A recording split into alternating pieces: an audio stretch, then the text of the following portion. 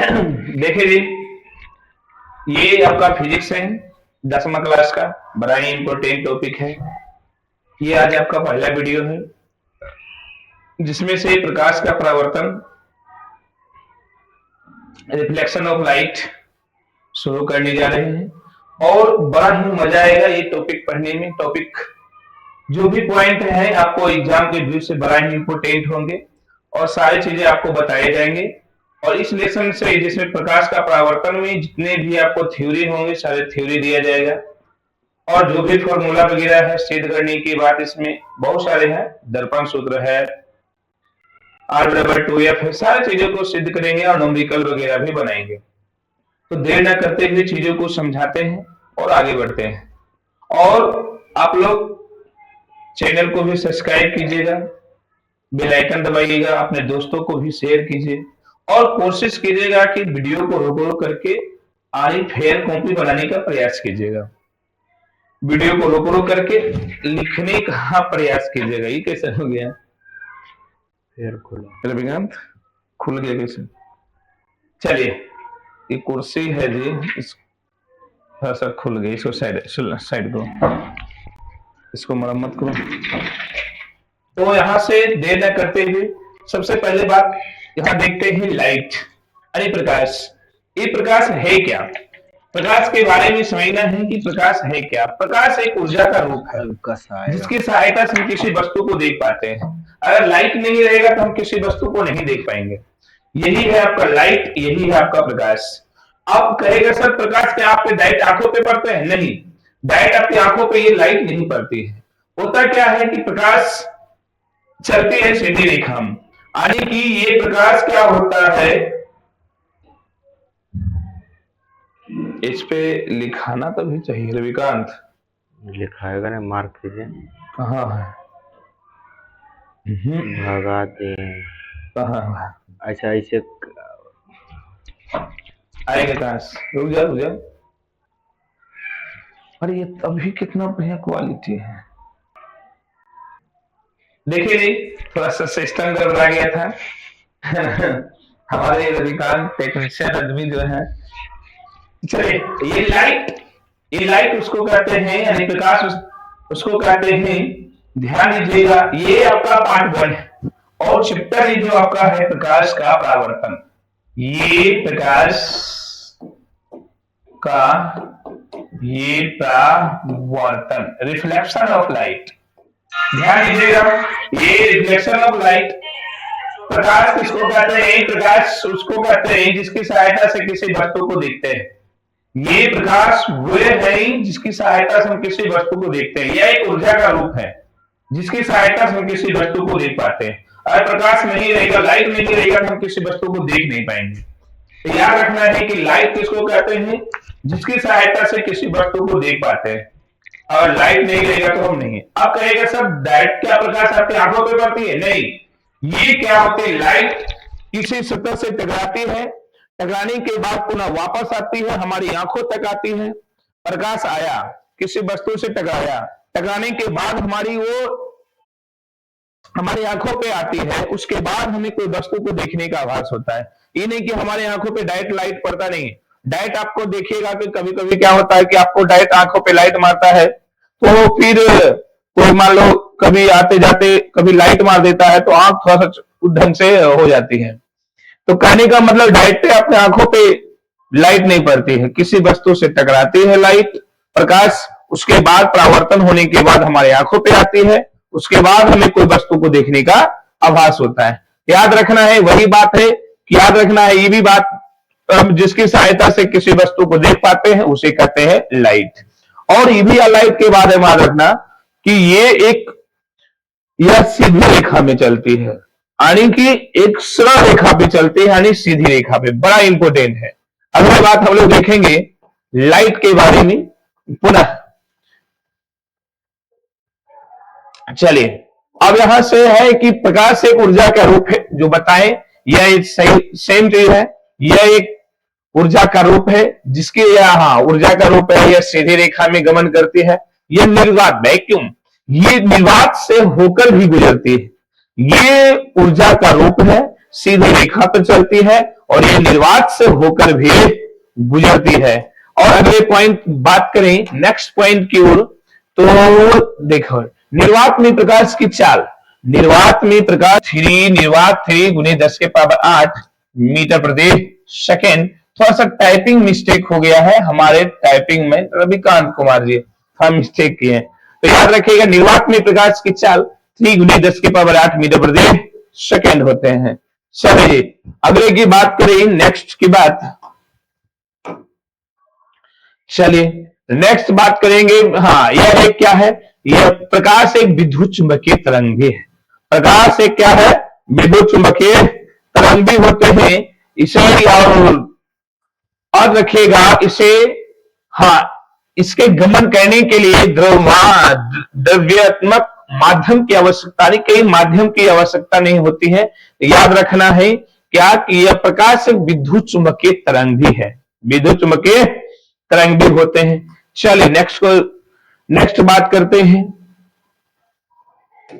चलिए प्रकाश ये तो बता दें, यह क्या है, ऊर्जा का रूप है। ये प्रकाश ये क्या है, एक ऊर्जा का रूप है। आगे हाँ याद रखना है किरण के बारे में, रे क्या होती है, किरण क्या है, तो किरण उसको कहते हैं, किरण का गमन पथ की दिशा को किरण कहते हैं। मतलब यह एक सरल रेखानिक सरल रूप में चलती है। गमन पथ, पथ मतलब रास्ता, मतलब कि यह जो गमन करती है पथ की दिशा को ही क्या कहते हैं, रे, यानी कि क्या कहते हैं, किरण। तो यहां से किरण के बारे में याद रखना है। इसके आगे आपको मिलेगा किरण पुंज, किरण पुंज बोलिए या प्रकाश पुंज बोलिए, है ना, किरण पुंज या प्रकाश पुंज। तो याद रखिएगा किरणों के समूह को बोलते हैं किरण पुंज। बहुत सारे किरण रहते हैं वहां बोलते हैं किरण पुंज। किरणों के समूह जो रे का ग्रुप होते हैं, बहुत सारे रे होते हैं, बहुत सारे किरणों होते हैं, उसी को कहते हैं किरण पुंज, यानी किरणों के समूह को कहते हैं किरण पुंज कहते हैं। ये 3 प्रकार की होती है, प्रकाश पुंज या किरण पुंज एक ही नाम है। तो याद रखना है कि किरण पुंज जो होते हैं, जो प्रकाश पुंज होते हैं, ये 3 प्रकार के होते हैं। तो सबका अलग अलग काम है और सबको बारी बारी से देखते हैं। आप लोग देखते होंगे किरणों के समूह को हम लोग क्या बोलते हैं, किरण पुंज। आप लोग देखते होंगे गांव घर में बहुत सारे पुंज होते हैं, मसूरी, बहुत सारे बोझा जो होते हैं, बोझा, तो हम लोग बहुत सारे मसूरी एक जगह जमा कर देते हैं, उसके बोझा, तो उसको बोलते हैं मसूरी का ये पुंज है। बहुत सारे धान को जो हम लोग बनाते हैं, पुंज लगाते हैं, उसको हम धान का पुंज बोलते हैं। मकई बहुत सारे होते हैं, उसको जमा करते हैं, मकई का पुंज कहते हैं।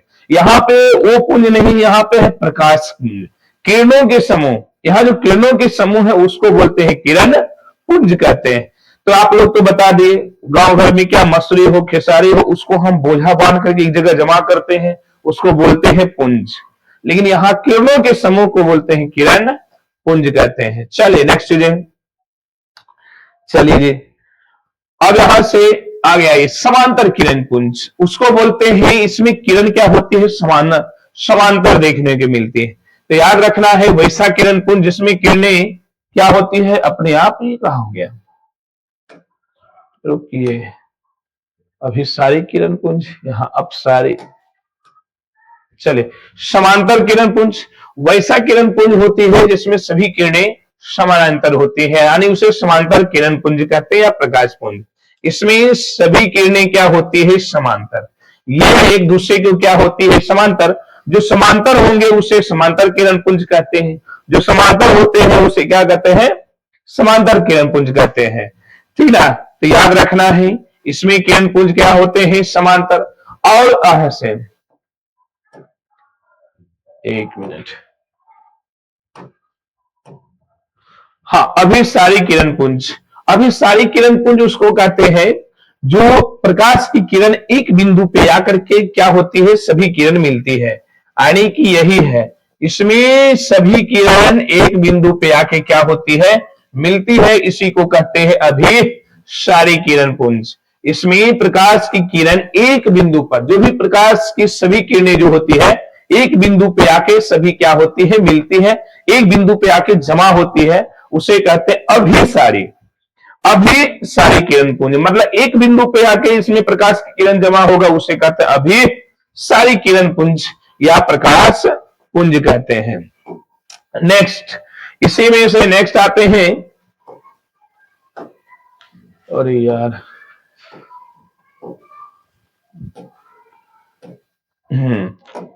अब यहां देखेंगे अपसारी किरण पुंज। अब सारी किरण पुंज उसको कहते हैं, इसमें सभी किरणें क्या होती है, एक बिंदु से निर्गत होकर विभिन्न दिशाओं में फैलती है। मतलब कि इसमें प्रकाश की किरण एक बिंदु से निकलकर विभिन्न दिशाओं में क्या होती है, फैलती हुई नजर आती है। इसमें प्रकाश की किरण एक बिंदु से निकलकर क्या होती है, फैलती हुई नजर आती है, उसे कहते हैं अपसारी किरण पुंज। ये उदाहरण एक देते हैं, ये उदाहरण के माध्यम से आप समझिएगा। अब आपको बताएं समांतर किरण पुंज, इसमें सभी किरणें एक दूसरे के समांतर होती है। अभी सारी किरण पुंज, इसमें प्रकाश की किरण एक बिंदु पे आके क्या होती है, जमा होती है। अब सारी किरण पुंज एक बिंदु से निकलती हुई यानी एक बिंदु से फैलती हुई नजर आती है, उसे कहते हैं अपसारी किरण पुंज। याद रखिएगा, एक उदाहरण के माध्यम से आपको समझाते हैं। जैसे आप क्लास करने जाते होंगे ऑफलाइन में, देखते होंगे आप आ रहे हैं, आप जब आए एक गेट एक दरवाजा होता, उस दरवाजे से आप गए क्लास के अंदर। जब आप क्या होता है कि आप क्लास में बैठ रहे हैं तो इस समय जब बैठ रहे हैं सभी लोग, उस समय हो गया आपका क्या, अभी सारी किरण पुंज, क्योंकि हम एक जगह पे सभी लोग बैठ रहे हैं, उसको बोलते हैं, उस तरह से याद रखिएगा कि अभी सारी। और एक दूसरे की समांतर जो बैठते हैं उस समांतर किरण पुंज, याद रखिएगा। जब फिर आपको छुट्टी हो जाता है तब देखिएगा जने तने आप लोग फैल जाते हैं, कोई वो मोहल्ला जाते हैं, इधर मोहल्ला घर अपने जाते हैं, तो जने तने फैल जाते हैं। तो आप याद रखिएगा उसी तरीके से कि आप जब आ रहे हैं क्लास के अंदर बैठ रहे हैं, उस समय हुआ अभी सारी किरण पुंज।